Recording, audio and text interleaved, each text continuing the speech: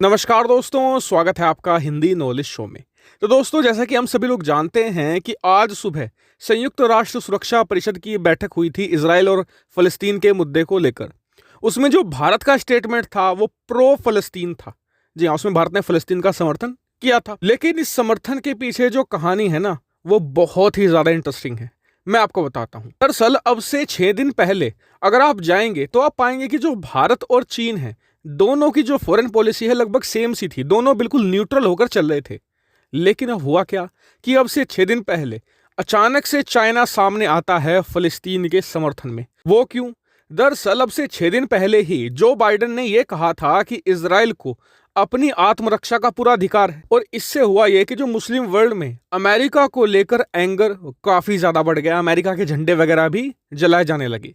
तो चीन को यहां लगा कि ये उनके लिए एक बड़ा मूवमेंट है। अगर वो आज फिलिस्तीन का बढ़ चढ़कर सपोर्ट करते हैं और साथ ही कुछ ऐसा कर देते हैं जिससे कि इजराइल को नुकसान हो, तो वो पूरे मुस्लिम वर्ल्ड का लीडर बन सकता है। और इसीलिए तभी से चीन ने फिलिस्तीन के मुद्दे को इतने जोर शोर से बढ़ाना शुरू कर दिया कि चीन के सामने तुर्की, पाकिस्तान और रूस भी फीके पड़ गए। इतनी जोर शोर से फिलिस्तीन का मुद्दा उठाना शुरू किया। और यही भारत के लिए एक बड़ा टर्निंग पॉइंट था। भारत को यह लगा कि अगर आज हमने इजराइल का समर्थन कर दिया तो फिर मुस्लिम देश इसे याद रखेंगे। कल को वो चीन के पाले में पूरी तरीके से जा सकते हैं। और इतना ही नहीं, आप याद रखिए कि मुस्लिम देशों की संख्या करीबन 50 से 55 के बीच है। अभी ये भारत का समर्थन करते हैं कश्मीर मुद्दे पर। कल को जब ये चीन के पक्ष में चले जाएंगे तो फिर भारत के लिए मुश्किलें खड़ी हो जाएंगी, क्योंकि चीन इन्हें कश्मीर के लिए भी भड़का सकता है कि देखिए, जब आपका फलस्तीन का मुद्दा था तो भारत इजराइल के साथ था। भारत ने सभी मुस्लिम देशों को दगा दिया है। आप हमेशा से कश्मीर के मुद्दे पर भारत का साथ देते आए हैं, लेकिन भारत आपको धोखा दे रहा है। तो इसलिए यह मूवमेंट है, आप भी कश्मीर का मुद्दा उठाइए। तो ये भारत के लिए एक बड़े परेशानी का सबब हो सकता था। और दूसरी सबसे बड़ी बात, संयुक्त राष्ट्र परिषद में जब चीन प्रस्ताव लाया इजराइल के खिलाफ, तो ये बात सभी को पता थी कि ये प्रस्ताव अमेरिका पास ही नहीं होने देगा। अमेरिका के पास है वीटो पावर।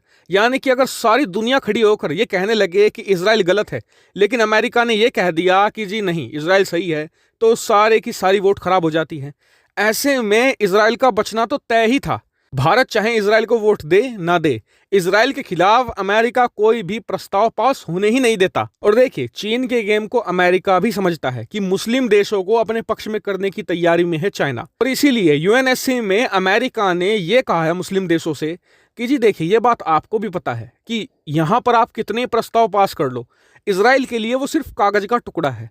इससे बेहतर यह है कि हम अपना दूत भेज रहे हैं इजराइल। वो इजराइल के सभी पक्षों से बात करेगा, इसके अलावा फिलिस्तीन के लोगों से बात करेगा और इस मामले को शांत करवा देगा।